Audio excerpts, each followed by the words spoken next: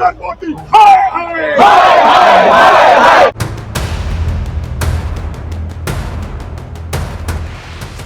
क्या आपने कभी सोचा है कि देश के सबसे सुरक्षित इलाके में अचानक इतना बड़ा हंगामा क्यों मच गया? एक ऐसी जगह है जहां आमतौर पर बिल्कुल शांति रहती है, वहां देश के बड़े बड़े नेता धरने पर कैसे बैठ गए? राहुल गांधी और अन्य नेताओं को पुलिस ने हिरासत में क्यों ले लिया? क्या यह कोई बहुत बड़ी या डरने वाली बात थी, या फिर राजनीति में विरोध जताने का यह एक आम तरीका है? आइए इस पूरे मामले को समझते हैं ताकि हर किसी को सच्चाई का पता चल सके।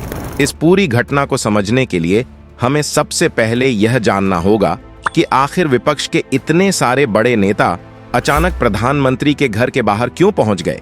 यह कोई अचानक लिया गया फैसला नहीं था, बल्कि इसके पीछे पूरे देश के लाखों छात्रों का दर्द और गुस्सा छिपा हुआ था।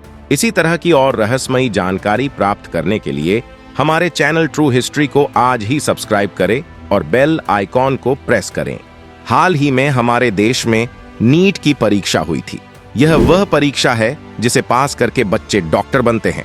इस साल करीब 24 लाख बच्चों ने यह परीक्षा दी थी, लेकिन परीक्षा के बाद कुछ ऐसा हुआ जिसने पूरे देश को हैरान कर दिया। कई जगहों से यह खबर आने लगी कि परीक्षा का पेपर पहले ही लीक हो गया था, यानी कुछ लोगों को परीक्षा से पहले ही सारे सवाल पता चल गए थे। इसके अलावा रिजल्ट में भी कई तरह की गड़बड़ियां सामने आईं। जब यह बात सामने आई तो पूरे देश में लाखों छात्रों और उनके माता पिता के बीच निराशा छा गई। जिन बच्चों ने दिन रात एक करके पढ़ाई की थी, उन्हें लगा कि उनके साथ बहुत बड़ा धोखा हुआ है। इसी मुद्दे को उठाने और छात्रों को न्याय दिलाने के लिए विपक्ष के नेताओं ने सरकार से जवाब मांगने का फैसला किया।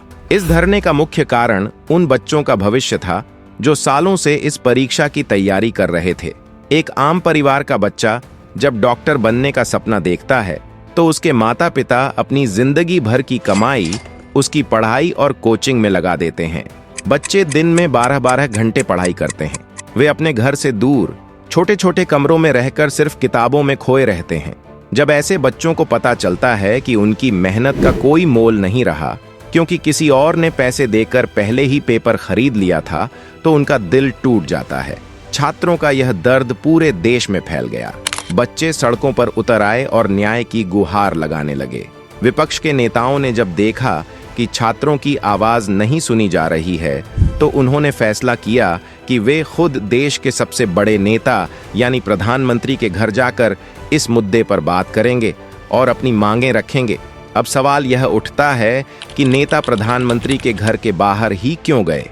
भारत के प्रधानमंत्री नई दिल्ली के लोक कल्याण मार्ग, जिसे पहले रेस कोर्स रोड कहा जाता था, पर रहते हैं।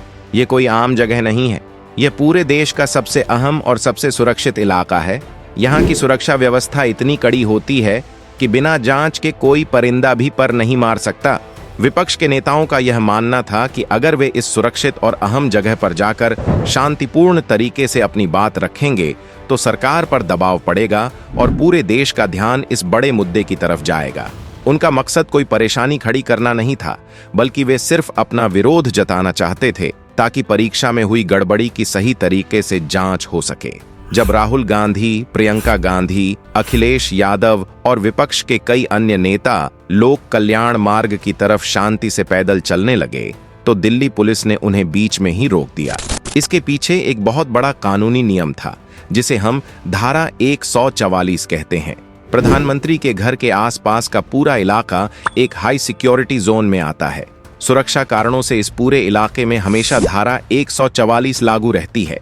धारा 144 का सीधा सा मतलब यह है कि उस इलाके में 4 या उससे ज्यादा लोग एक साथ इकट्ठा नहीं हो सकते। वहां किसी भी तरह की भीड़ जमा करने, नारे लगाने या धरना देने की सख्त मनाही होती है। यह नियम किसी एक पार्टी के लिए नहीं है, बल्कि देश की सुरक्षा के लिए बनाए गए हैं और सभी पर लागू होते हैं। जब नेताओं ने पुलिस के बैरिकेड को पार करके आगे जाने की कोशिश की, तो पुलिस ने उन्हें माइक पर चेतावनी दी कि वे नियम तोड़ रहे हैं और उन्हें वापस जाना होगा। लेकिन नेता अपनी बात पर अड़े रहे और वहीं सड़क पर शांति से धरने पर बैठ गए। जब हम टीवी या खबरों में पढ़ते हैं कि राहुल गांधी को हिरासत में लिया गया, तो बहुत से लोग घबरा जाते हैं। उन्हें लगता है कि नेताओं को जेल में डाल दिया गया है या उन पर कोई बड़ा केस बन गया है, लेकिन असल में ऐसा कुछ भी नहीं होता है। हमें गिरफ्तारी और हिरासत के बीच का फर्क समझना बहुत जरूरी है। गिरफ्तारी तब होती है जब किसी इंसान ने कोई अपराध किया हो। इसमें बाकायदा पुलिस थाने में मामला दर्ज होता है, उस इंसान को अदालत में पेश किया जाता है और उसे जेल की सजा हो सकती है। इस मामले में नेताओं को सिर्फ हिरासत में लिया गया था। पुलिस का मकसद उन्हें सजा देना नहीं था, बल्कि सिर्फ उस इलाके की सुरक्षा व्यवस्था को बनाए रखना था। जब नेता सड़क से हटने को तैयार नहीं हुए तो पुलिस ने उन्हें बड़ी बड़ी बसों में आराम से बैठाया और उस इलाके से दूर ले गई। पुलिस उन्हें किसी दूर के थाने या पुलिस लाइन में ले जाती है और वहां कुछ घंटों तक बैठाकर रखती है। इस दौरान नेताओं से कोई पूछताछ नहीं होती, उन पर कोई मुकदमा दर्ज नहीं होता और न ही उनका कोई क्रिमिनल रिकॉर्ड बनता है। पुलिस उन्हें चाय पानी भी पूछती है और जैसे ही बाहर का माहौल पूरी तरह से शांत हो जाता है, आम तौर पर शाम तक सभी नेताओं को बिना किसी शर्त के उनके घर वापस जाने के लिए छोड़ दिया जाता है। इसलिए हिरासत में लेना राजनीति में विरोध प्रदर्शन का एक बहुत ही आम हिस्सा है। जब यह सभी नेता धरने पर बैठे थे तो उनके हाथों में कुछ तख्तियां थीं और उनकी कुछ बहुत ही साफ और सीधी मांगें थीं। आइए जानते हैं कि वे सरकार से क्या चाहते थे। छात्रों के लिए न्याय। विपक्ष यह भी मांग कर रहा था कि जिन लाखों छात्रों के साथ अन्याय हुआ है, उनके भविष्य को सुरक्षित करने के लिए सरकार कोई ठोस कदम उठाए और उन्हें भरोसा दिलाए कि आगे से ऐसा कभी नहीं होगा। कि सरकार जो छात्र हैं, युवा हैं, उनकी मांगों को मान लें। सिस्टम में बदलाव। नेताओं का यह भी कहना था कि परीक्षा कराने वाली जो संस्था है, उसके काम करने के तरीके में बहुत सारी कमियां हैं। इस पूरे सिस्टम को बदलने की जरूरत है ताकि आने वाले समय में गरीब और मध्यम वर्ग के बच्चों का भविष्य खराब ना हो। शिक्षा मंत्री का इस्तीफा। विपक्ष का कहना था कि देश में इतनी बड़ी परीक्षा का पेपर लीक होना बहुत बड़ी नाकामी है। इसके लिए शिक्षा मंत्रालय पूरी तरह से जिम्मेदार है, इसलिए देश के शिक्षा मंत्री को तुरंत अपने पद से इस्तीफा दे देना चाहिए। निष्पक्ष और बड़ी जांच। दूसरी बड़ी मांग यह थी कि इस पूरे मामले की जांच किसी बहुत ही ईमानदार और बड़ी एजेंसी जैसे सुप्रीम कोर्ट की निगरानी में से कराई जाए, ताकि पेपर लीक करने वाले असली दोषियों को पकड़ा जा सके और उन्हें सजा मिले। इस पूरे घटनाक्रम में हमें दिल्ली पुलिस और सुरक्षा बलों की ड्यूटी को भी समझना होगा। कई बार लोग पुलिस को गलत समझने लगते हैं, लेकिन पुलिस सिर्फ अपना काम कर रही होती है। प्रधानमंत्री की सुरक्षा पूरे देश की सुरक्षा से जुड़ी हुई है। ऐसे में पुलिस किसी को भी नियमों को तोड़ने की इजाजत नहीं दे सकती, फिर चाहे वह कोई आम इंसान हो या देश का कोई बहुत बड़ा नेता। पुलिस अधिकारियों ने बहुत ही समझदारी से काम लिया। उन्होंने नेताओं से लगातार बातचीत की, उन्हें नियम समझाए और जब वे नहीं माने तो बिना किसी जोर जबरदस्ती के शांतिपूर्ण तरीके से उन्हें बसों में बैठाकर वहां से हटा दिया। यह लोकतंत्र में कानून व्यवस्था को बनाए रखने का सबसे सही तरीका है, जहां पुलिस अपनी ड्यूटी भी निभाती है और नेताओं को चोट भी नहीं पहुंचती। भारत दुनिया का सबसे बड़ा लोकतंत्र है। लोकतंत्र का मतलब ही यह है कि यहाँ हर किसी को अपनी बात कहने का हक है। सरकार का काम देश चलाना है, लेकिन विपक्ष का काम यह देखना है कि सरकार कोई गलती ना करे। जब भी देश में कोई बड़ा मुद्दा होता है तो विपक्ष की यह जिम्मेदारी बनती है कि वह जनता की आवाज को सरकार तक पहुंचाए। सड़क पर उतरना, शांतिपूर्ण तरीके से धरना देना और अपनी मांगों को लेकर आवाज उठाना भारतीय राजनीति का एक बहुत पुराना और अहम हिस्सा रहा है। अगर देश में सब कुछ एकदम शांत रहेगा और कोई भी सरकार से सवाल नहीं पूछेगा तो लोकतंत्र कमजोर हो जाएगा। इस धरने का मकसद सिर्फ सरकार का ध्यान उस बड़ी परेशानी की तरफ खींचना था जिसका सामना देश के युवा कर रहे हैं। जब विपक्ष इतने बड़े स्तर पर विरोध करता है तो सरकार को भी यह एहसास होता है कि मामला बहुत गंभीर है और इस पर तुरंत ध्यान देने की जरूरत है। इसलिए ऐसे धरने और प्रदर्शन हमारे लोकतंत्र को जिंदा रखने के लिए बहुत जरूरी होते हैं। हर कहानी के दो पहलू होते हैं। जहां एक तरफ विपक्ष अपनी मांगें रख रहा था, वहीं दूसरी तरफ सरकार ने भी अपना पक्ष जनता के सामने रखा। सरकार के मंत्रियों का कहना था कि वे खुद इस मामले को लेकर बहुत ज्यादा गंभीर हैं। सरकार ने भरोसा दिलाया कि परीक्षा में हुई गड़बड़ी की जांच बहुत तेजी से की जा रही है और देश की सबसे बड़ी जांच एजेंसियां जैसे सीबीआई इस काम में लगी हुई हैं। सरकार ने यह भी साफ किया कि किसी भी दोषी को बख्शा नहीं जाएगा और छात्रों के भविष्य के साथ कोई भी खिलवाड़ नहीं होने दिया जाएगा। सरकार का यह भी मानना था कि विपक्ष को इस संवेदनशील मुद्दे पर राजनीति नहीं करनी चाहिए, बल्कि मिलकर इस परेशानी का हल निकालने में मदद करनी चाहिए।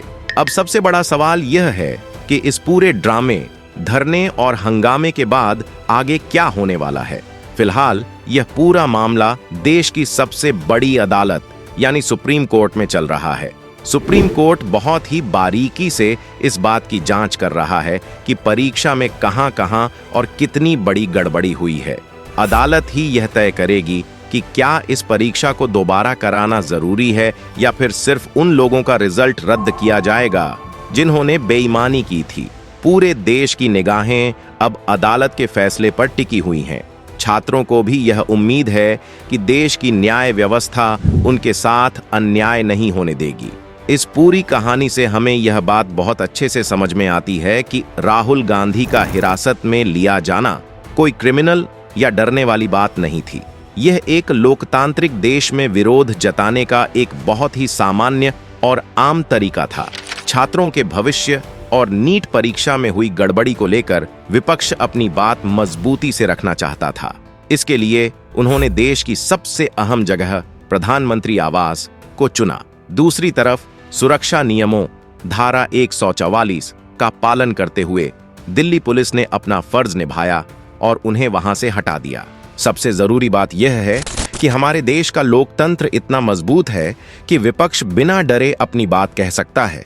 पुलिस बिना किसी भेदभाव के अपने नियम लागू कर सकती है और न्याय के लिए अदालत के दरवाजे हमेशा खुले रहते हैं। असली जीत उस दिन होगी जिस दिन हमारे देश का परीक्षा सिस्टम इतना मजबूत हो जाएगा कि किसी भी गरीब या आम परिवार के बच्चे की मेहनत बेकार नहीं जाएगी और उसे उसका हक पूरी ईमानदारी से मिलेगा। तब तक ऐसे सवाल जवाब और धरने हमारे लोकतंत्र को ऐसे ही जीवंत और मजबूत बनाते रहेंगे। यह मुद्दा सिर्फ एक परीक्षा का नहीं रह गया है, बल्कि यह भरोसे का सवाल बन गया है। यह वो भरोसा है जो एक आम नागरिक अपने देश की संस्थाओं पर करता है। अगर यह भरोसा टूट गया तो भविष्य में कोई भी बच्चा दिन रात मेहनत करने से पहले 100 बार सोचेगा। सरकार को अब सिर्फ बातों से नहीं, बल्कि सख्त नियमों से पेपर लीक रोकना होगा। बच्चों के भविष्य से खेलने वालों को ऐसी सजा मिले जो सबके लिए एक बड़ा सबक हो। परीक्षा का सिस्टम इतना साफ होना चाहिए कि हर बच्चे को यकीन रहे सफलता सिर्फ मेहनत से मिलेगी, बेईमानी से नहीं। असली बदलाव तभी आएगा जब हम सब जागरूक रहेंगे और अपनी आवाज उठाएंगे। हमारे लोकतंत्र में जब छात्रों और जनता की आवाज एक साथ उठती है तो बड़े से बड़ा बदलाव भी मुमकिन हो जाता है। अगर आपको यह वीडियो पसंद आया हो तो इसे लाइक और अपने दोस्तों के साथ शेयर जरूर करें। ऐसे ही अहम मुद्दों को आसान भाषा में समझने के लिए हमारे चैनल को आज ही सब्सक्राइब करें। जय हिंद।